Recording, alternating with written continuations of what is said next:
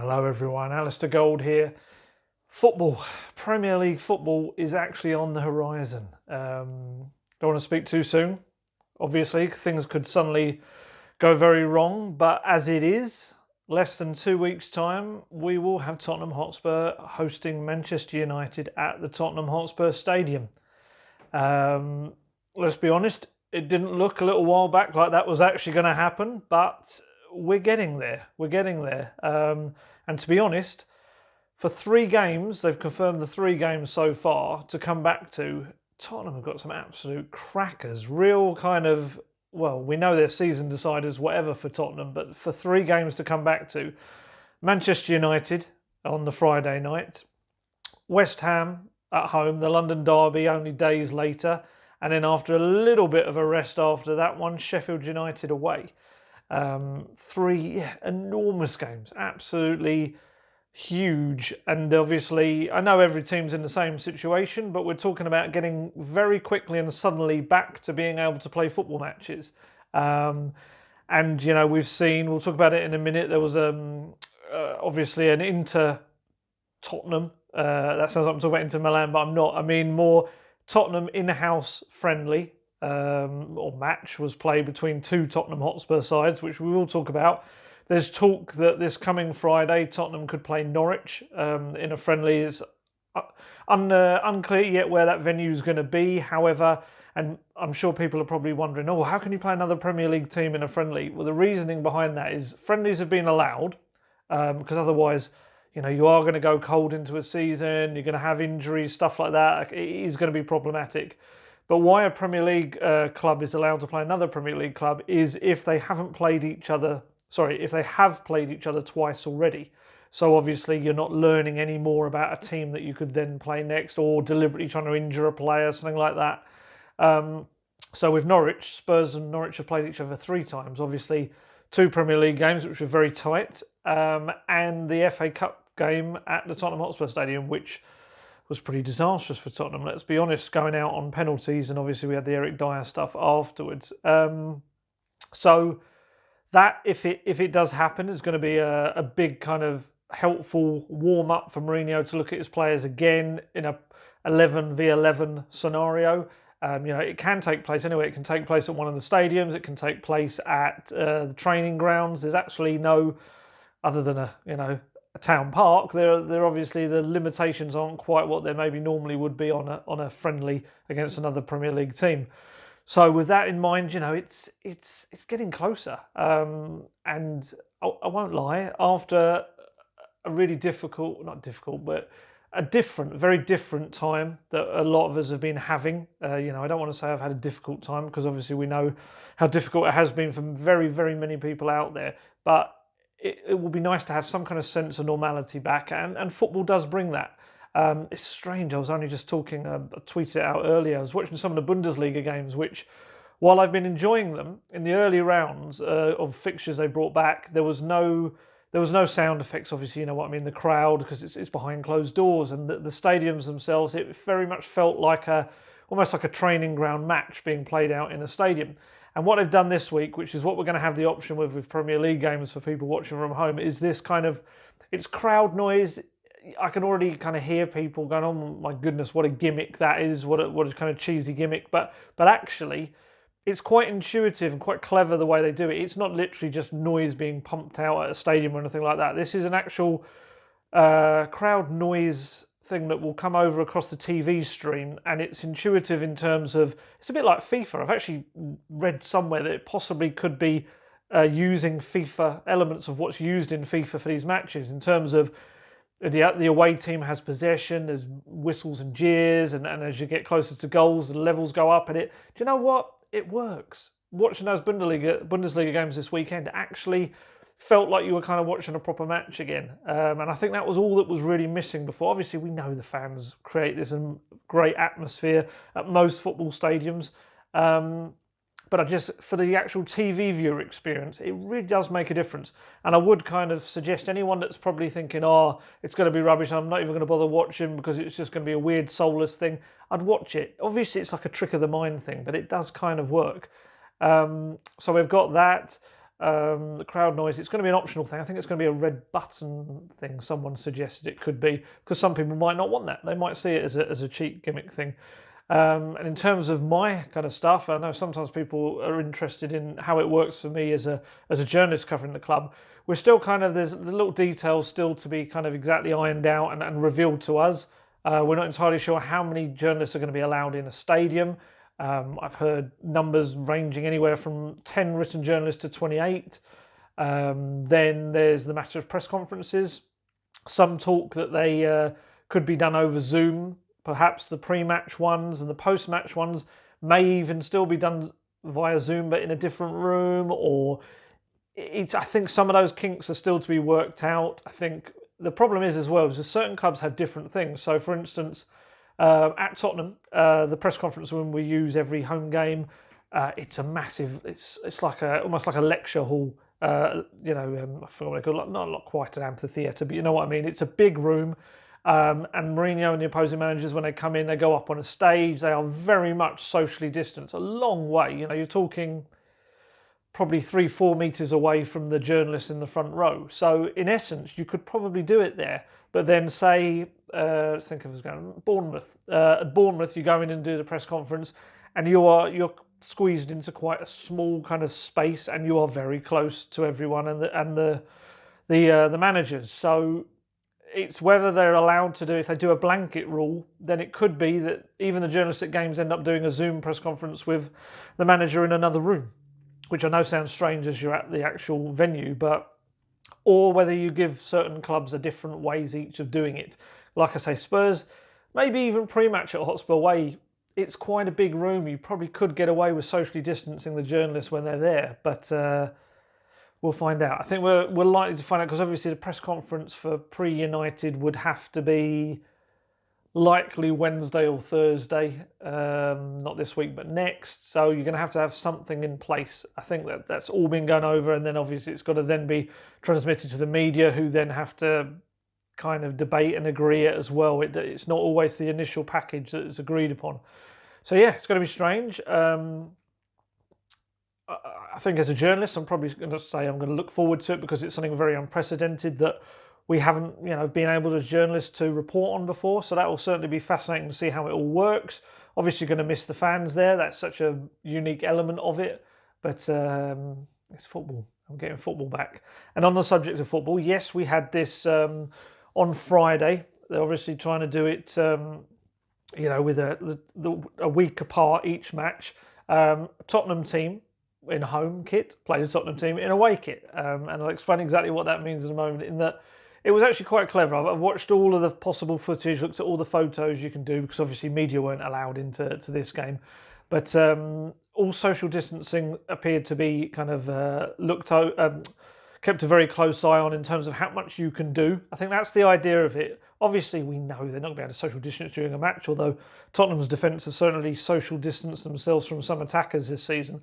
But in terms of the actual kind of pre-match stuff, so it looked like, I'm not 100% sure, but it looked like players turned up in their kits and then they had specially kind of reserved seats around the edge of the pitch pre-match with their names on it, where they'd then go and put their shin pads, boots on and things like that. And then they warmed up in their two different teams before playing this 11v11 game. So the teams, in case you've missed it, wearing the home kit, you had Lloris in goal with a defence of Aurier, Foyth, Vertonghen and Davies. Midfield was Winks and Skip with Jedson, Dele Alli, Steven Bergwijn and Harry Kane. In the away shirts, Michel Vorm in goal. George Marsh, we'll come to him in a second, was playing at right back. Toby Alderweireld, Eric Dyer and Ryan Sessegnon. That was the back four. Then you had another youngster, Harvey White, in midfield, kind of like an anchor role. And you had Sissoko and Ndombele also in the midfield, Lucas Lamela and Son making up the rest of the team. Now, there's loads of stuff we can kind of dig into there. This is where I love having a bit of football to actually talk about. It's so weird. But there's loads of stuff to dig into that. Both of those teams can flip quite fluidly between a 4-2-3-1 and a 4-3-3, which obviously is going to be the favoured partnerships going forward. I think certainly Mourinho, you'd imagine, will want to go towards a 4-3-3, but a 4-2-3-1 maybe brings out more for a player like Dele Alli, who possibly in a 4-3-3 gets slightly pigeonholed into a role that it maybe isn't, a square peg in a round hole kind of thing. There are loads of little partnerships to look in there. We saw Steven Bergwijn and Harry Kane playing for the first time together. The footage that we've seen, you saw little link-ups in the play where the Dutchman was looking for him. Winks and Skip, having that homegrown academy product midfield duo. And don't underestimate how much Mourinho rates Skip. Honestly, he really thinks he's one for the future. So I'd really keep an eye on how much game time. I think the 5 sub rule that you're able to bring on 5 substitutes for these remaining games, and is potentially for next season as well, I think is going to see a big increase in Skip's minutes, which is great for him and his development. And I think it will bode him well for next season and potentially starting matches. And also, I do wonder, with the West Ham game coming so close to the United match, and players having not got that match fitness, you might see a whole load of changes for the West Ham game as well. And players like Skip, big match, but if he believes in him, you never know. And obviously you had that back line, you got Foyth and Vertonghen in that home team, which is a good balance of a left footer and a right footer, experience and the lesser experience of Juan Foyth. On the other team, we have those 2 youngsters, which we'll talk about, George Marsh playing at right back, Harvey White playing in the middle. They're both very versatile players. George Marsh is a real battling midfielder. He will pick up yellow cards galore. He's that kind of guy. And he's just come back from a really, really successful season at Leyton Orient. He went out on loan there, and Spurs and Orient have been absolutely delighted what he's done. I think he played around 26 matches. He's versatile. He can play in central midfield, he can play in central defence, he can play at right back. And for him at Orient was a massive thing in terms of getting first team football. He made his FA Cup debut at Tranmere last season, if I remember. I think it was him and TJ Ayoma came off the bench. So it's been a real great season of learning for him. He's only 21. And so he's come back. Obviously, Orient League 2 seasons have finished. So he's come back and he's able to come straight into training under Jose Mourinho, which is very cool for his development as well. And it'd be interesting to see whether he, makes some benches. I think the benches are going to be 9 players on there. Pretty sure I remember that was part of the whole 5 substitute thing. You were also going to have 9 people on the bench. So he may get in some matchday squads, which will be great for him as well. Harvey White, if anyone hasn't heard me speak about him before, very talented, gifted young midfielder. I think he's 18 now.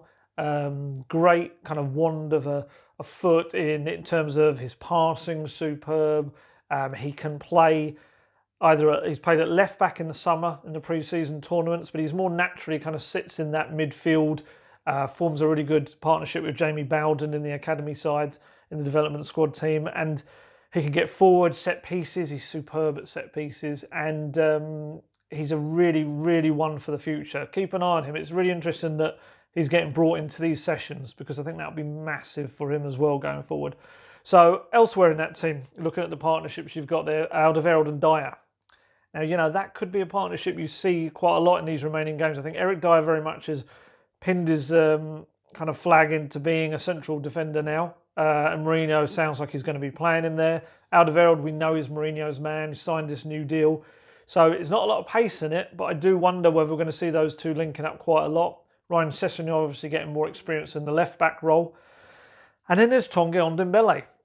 Obviously only seeing bits and pieces, but anyone that's heard me speak about Ndombele will know that I've said Mourinho and the coaching staff have been really, really pleased with his effort and application in recent months, getting himself really fit and sharp. And to be honest, that was reflected in the footage I saw. Obviously, I only seen 6 minutes worth of a long game and its highlights and bits and pieces, but he was really sharp, really lean looking, scored a terrific goal, they showed, dribbled past a couple of players and just fired it nonchalantly under Hugo Lloris. He looks ready for this Premier League season, which is massive, because he's going to be such a game changer if Mourinho can get the very best out of him. He's playing with White behind him, which kind of freed him up. He was almost playing like a bit of a number 10 at times in the footage I saw. His really advanced role.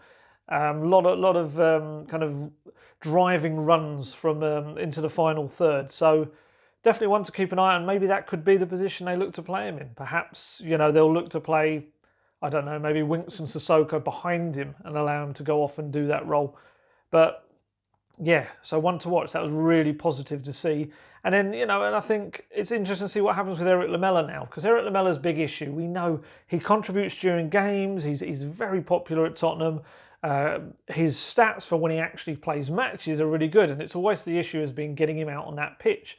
However, if anyone is going to have benefited from almost 3 months of not playing matches and just letting their body kind of heal every little niggly thing that's been going on with them, because I think that's the biggest thing with Lamela.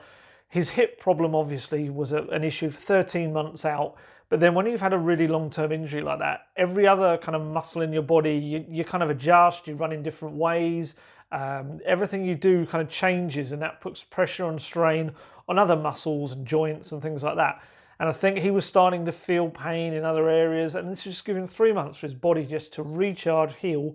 And I do wonder in these last kind of 9 matches whether you're going to see possibly the best of Eric Lamela. And that obviously will then feed into what happens with him next season, because I really do feel he can be a really good player for Spurs and in a sustained regular role.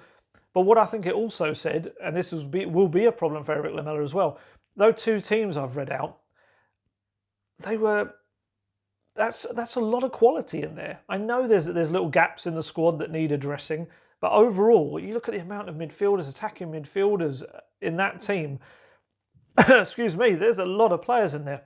And even in that squad, we're not talking about, Giovani Lo Celso doesn't appear to have been there, Davinson Sanchez, Japhet Tanganga, I couldn't see Paulo Gazzaniga there either. When everyone's fit, that's a very, very strong team. And in terms of the play, there was also a really good goal, Dele Alli header, which it got in quite easily between George Marsh and Toby Alderweireld, to be fair, but it was a lovely header. If you're wondering what the score was, Spurs only showed a couple of goals, but I don't think that's the whole story. Sissoko said on Twitter I think it was Instagram afterwards, was having a back and forth with Serge Aurier, and he indicated that Sissoko's the away team won. Aurier also claimed that he got 2 assists. He certainly set up the Dele Alli goal, so it sounds like at least it would have been a high-scoring game if the home team at least scored twice. But it's all kind of part of this process of getting them match fit again.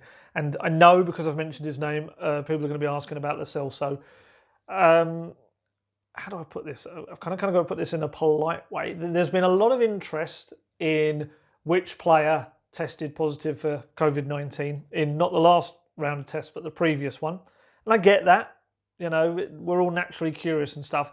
What I would say is, I'm not, disappointingly probably for some people, I'm not going to reveal who that player is, because there's an element of medical confidentiality going on here, and the club certainly have no interest in revealing who that is, that player that was positive. They were asymptomatic as well, I must add. There was no hint that they had any kind of symptoms to do with it whatsoever.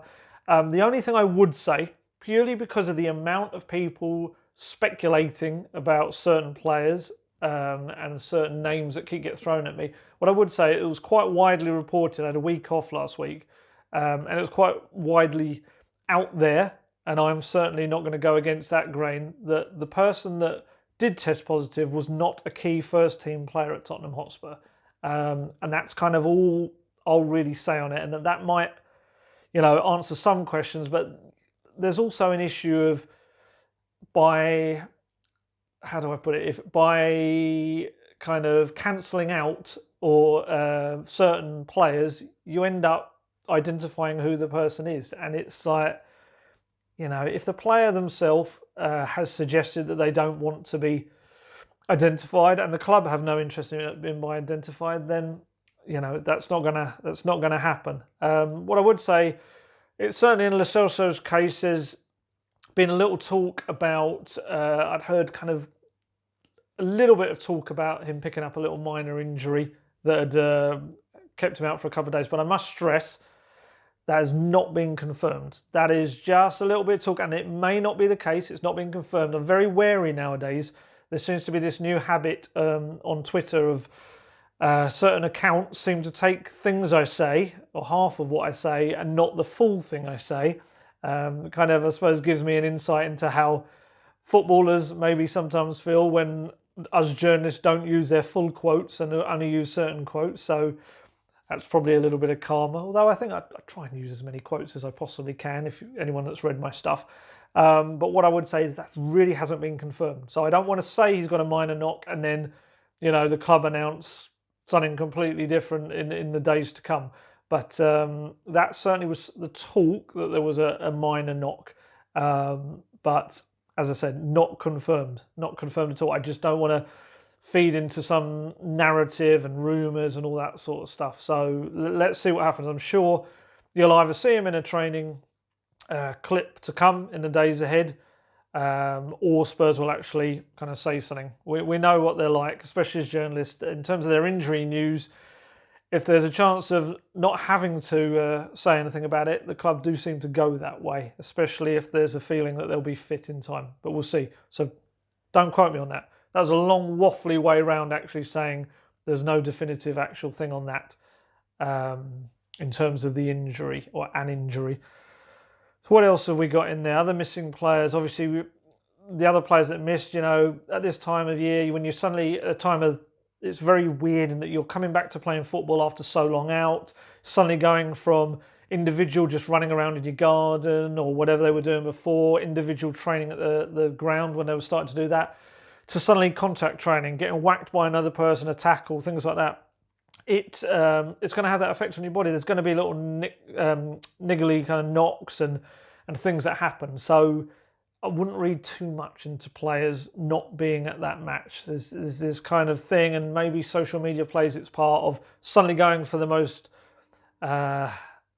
newsworthy angle on something, and often it really isn't the case at all. And what I would stress, going back to the positive test stuff, is that with the requirements, only the person that is affected has to then go home and isolate, and any members of their family, they have to isolate. So that doesn't mean other players or staff at the club or anything like that have to then do that. And as you've actually seen since last night, there is revealed the tests from the next round, and there were no positive tests whatsoever in the Premier League. So hopefully Tottenham have kind of got over that little bump in the road, and they'll be past that. It'll be interesting to see the next step, because we're also next round, because we're also at a point now where anyone that tests positive, a player, then isn't going to play in the first round of matches, possibly the second ones as well, because of the amount of time they have to isolate for, and then also gradually come back into training, especially if there's symptoms are shown.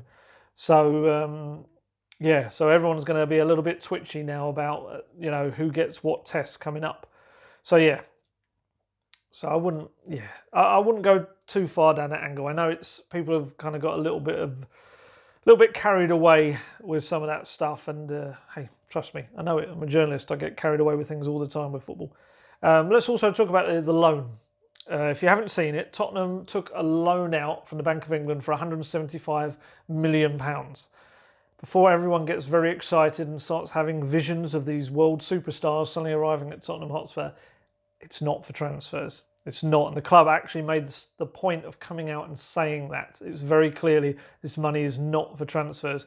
It's a 0.5% interest rate loan. So obviously it's a great loan for that amount of money for a football club. And Tottenham said the reason they had to take it is they're projecting estimated losses of 200 million for the next 12 months. And that's because of paying back some of the money to the broadcast companies. That's the complete lack of gate receipts, which there's no end date currently for. That's cancelled sporting other events at the stadium. You had Lady Gaga was going to play there, Guns N' Roses, Capital Summertime Ball, Anthony Joshua fight. There was a rugby game as well, NFL games. If you think about all of those things that Spurs have lost, not only the money for actually putting on, but the gate receipts as well for some of those, that's why they're looking at £200 million loss. So they've had to take out this very, I say cheap loan. Well, it kind of is at 0.5%. Obviously, it is going to be a cheaper loan. And that's to help with their running costs, things like that. So I've seen some people say, oh yeah, but now they can spend transfers with other money. It's like, it doesn't really work like that, because you're then indicating I had to borrow money from the government essentially, but now I'm going to spend all the rest of the money I had on this or that or that. It just doesn't work like that. And there's an ethical side to it, and I know it's incredibly frustrating because I mean, I was among those frustrated when you see that Chelsea are closing in on Timo Werner. I've I've been very fortunate in before shutdown, got to see him play twice live for Leipzig, over there and back, and before that in England as well. He's a very talented young player. There's no getting away from it. Chelsea, if they can get the deal done, are going to get one of the best young strikers in Europe. He's superb. And obviously, various people are now saying, why couldn't Tottenham go for that deal? Why couldn't they do that? And it's sadly just because the money's not there for Tottenham. I saw really interesting quotes from Jurgen Klopp on why Liverpool couldn't go for Werner. He'd even called Werner, and it was a deal that I think he'd wanted to do. But even Liverpool, the global name they are, and the money and the Champions League winners, which we won't go into too much, they can't afford it. They cannot afford big transfers. He said, as he said in his quotes, there's an ethical side to it. Asking players to defer their pay, or even have their pay cut, and then spending 50-60 million on a replacement or another player. Liverpool and Spurs both initially looked to furlough staff and use the government's coronavirus retention scheme and use money from taxpayers. To say that you need to do that and then a couple of months down the line try and sign a player for 50-60 million, it kind of stinks, doesn't it? I get it, and I get as football fans we're incredibly frustrated when we see Chelsea looking to tie up a deal like that. And wonder why Spurs can't do the same. But Spurs and Liverpool both coming out with very similar things, and I think you'll see a lot of football clubs. United have come out and said stuff like that. Barcelona, there's been a lot of talk around their club that they're going to have to do a lot of loan deals and swap deals. I think there's a difference with Chelsea that we have to acknowledge in that there's various... Well, I think we know straight away the man at the top. With Spurs, people might point to Joe Lewis, but that probably annoying phrase for people that I keep using. He's the owner of the company that owns the company that has a major investment at Spurs. He's not the direct owner of Spurs that pumps in money. 20 years now, hasn't done that. It's not going to happen now. Whereas at Chelsea, Roman Abramovich, he will top up their transfer funds when they require it. And especially now with financial fair play relaxed, with everything going on, that will happen. But also you've got other things with Chelsea as well, in that they didn't buy anyone in January, and a lot of the money for Hazard and Diego Costa, I mean, you're looking at around 150 million there wasn't spent. Spurs went out last year, which now, in hindsight, when you look at the financial side of things, they're probably not delighted about, because they spent almost 200 million on transfers last season, which in terms of how having all these young, very talented players available for your squad will benefit them going forward. But when you now look at them saying that they're going to be 200 million losses, that's a very similar amount to what they have spent all in. We're talking about future fees as well in there. So it's a very different scenario. So Chelsea had that transfer money to spend. They didn't have to do any of the government initiative stuff. They didn't have to look to furlough. So ethically for them, it's not such a big deal to then say, well, we had this money, we can spend it. And also, they are just a club with more money because of their owner. I remember in a press conference a way back when Mourinho said, I'm at such a different club. And he didn't say that as a bad thing, but he said, when I was at Chelsea, I would say, I want that right back. Roman Abramovich would pay the money, would get that right back. It's a very, very different kind of football. And Tottenham are doing it in a different way. It will frustrate the hell out of a lot of people, but the flip side is possibly in moments like this when football is absolutely stuffed financially. I really mean that. You're going to see a lot of clubs potentially going out of business. And we're talking big clubs throughout the levels of football. Perhaps Tottenham's way of being run might benefit them. While it may not seem so in the short term, maybe in the years to come, as other clubs kind of face the consequences of overspending and things like that, it might kind of balance up, and Spurs might then become a more powerful force because they ran themselves in a better way. It could go completely the other way, don't get me wrong, but if you see what I'm getting at, Well, you'd hope it would have been worth it after all that. I think the other thing with Tottenham that's going to be a big issue is that they spent so much money on the stadium, and right now the stadium is essentially the most useless thing going. It's the most amazing place in the world in terms of a football stadium, but you can't use it. You can't have fans, you can't get gate receipts, you can't have concerts, sporting events, even events behind closed doors kind of things, like, what do they call it, exhibitions, things like that. It just cannot be done. So they've sunk £1.2 billion into this essentially useless brick of a stadium. It's going overboard, you know what I mean, though. So that's going to be Spurs' way. They're going to have to try and come around from that. That's going to be their big, almost like the stadium becomes an anchor now, ball and chain, rather than the thing it was envisaged to be and will still be. But for this short term, that's what they're going to have to get around. So I know it's frustrating, and every day I get told, will Spurs go for this person? I did a Q&A thing yesterday. I got asked about Koulibaly. I got asked about the Chelsea centre-back that's completely gone out of my head, Kurt Zouma. And we're talking about players that will have big, big price tags if their clubs want to sell them on.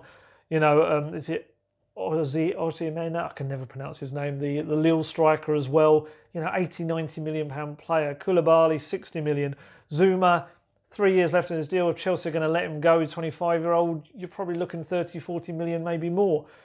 I can't see Spurs being able to do those kind of deals this summer. It's going to annoy people, but I think, as I've said before, it's about getting almost like the right players in right now, more so than the incredible players in right now. I think Spurs are a team lacking in that little bit of experience and nous and know-how, and I think players of that age that can bring that are in the cheaper end of the scale. And I think you will see them go for, they'll look at players like Giroud. People keep telling me he signed a new contract. He didn't sign a new contract. That's not what happened. Chelsea took up an option, a bit like Vertonghen and Alderweireld Spurs did. They took up the option to extend his current deal for another year so that they didn't lose him for free. You've got Werner coming in now. There's Batshuayi there, Tammy Abraham. They have got options. So Giroud, or maybe even Batshuayi, which would be a weird circle of football when Spurs looked to try and sign him before they got Janssen instead. I think they will still look at those older kind of players. Matic, I'm sure, will be looked at. Højbjerg's younger. That's the kind of deal, though, with a year left on his deal. That's the kind of thing I can see going. Thomas Meunier, you can see them trying for a free right back. It's not, as I've said before, not sexy transfers, but it's transfers that could do an important job. And you've got one of the world's most decorated, successful managers at the helm. If he believes that he can use certain players in that way, I still feel they'll probably go for a young player that's not in a crazy age bracket. You look at someone like Max Aarons. If Norwich do, unfortunately for them, go down, then the money that Max Aarons would probably cost wouldn't be the sums. I think it was 30 million that were previously said. That may come down with future fees involved. Players like that, they're potentials. But if you're talking about 60 million, another 60 million player like Ndombele coming in, it's just not going to happen. But like I said, look at those two teams that played that friendly. I keep calling it a friendly training match at the Tottenham Hotspur Stadium. There's a lot of quality in that Tottenham team, a lot of young quality, talented young players. It's now, I think, just sprinkling in those couple of just players around it. They don't have to be world class. They just have to be able to do the job that Mourinho requires in his system and team. And I think, I know it's the hope that kills you, but I'm a little bit. There's a bit of excitement about these last 9 matches. It's almost like a free hit for Spurs in a way. We all kind of thought they weren't going to do it. They were going to, crash out, have a season, finish 8th or something, probably not even get Europa League. But I've just got a feeling, especially if 5th place does come into play, if City, lose their appeal and that 5th place is Champions League as well, I think Tottenham, with everyone fit, that sense of renewed optimism, being given a second chance, Mourinho getting a pre-season, mid-season almost, that no new manager ever who comes in during the season gets. He's had all this time now to work very set patterns of play, his philosophy, what he wants from the player. He's got, Kane able to play with Bergwijn and Jedson in there as well. Attacking options coming out of all areas, quite frankly. And on Ndombele, possibly a re-energised Ndombele would be superb. I think there's reasons to be optimistic. It's Tottenham Hotspur, so it could all go very horribly wrong. But as always, as we always do at the start of every season, this feels like the start of another season. We're always going to be optimistic. Even though the football being served up beforehand was utterly crap, it really was. You just wonder, could this be Tottenham's little, almost like, I don't want to use the word luck because it's been a terrible time for the world and all that. I don't want to say that, but there's no getting around that Tottenham will be one of the teams to benefit from the break and then restart in Premier League football, and hopefully they do something special that takes full advantage of it. So we've got our football coming back. Not really long to go at all now. I'm looking forward to it. I hope you are as well. And I shall, hopefully these videos will be becoming more and more regular as well as we get more and more things, press conferences and everything starting up. And yeah, then we'll get our football back, and I shall catch you later, and we'll have plenty more to discuss. In terms of the Q&A, I will take any questions that I had from last time. If you want to stick questions under this one, I'll try and maybe do a Q&A in the week to make up for the fact that this wasn't one of those. So yeah, look after yourselves, stay safe, and I shall catch you later. Bye.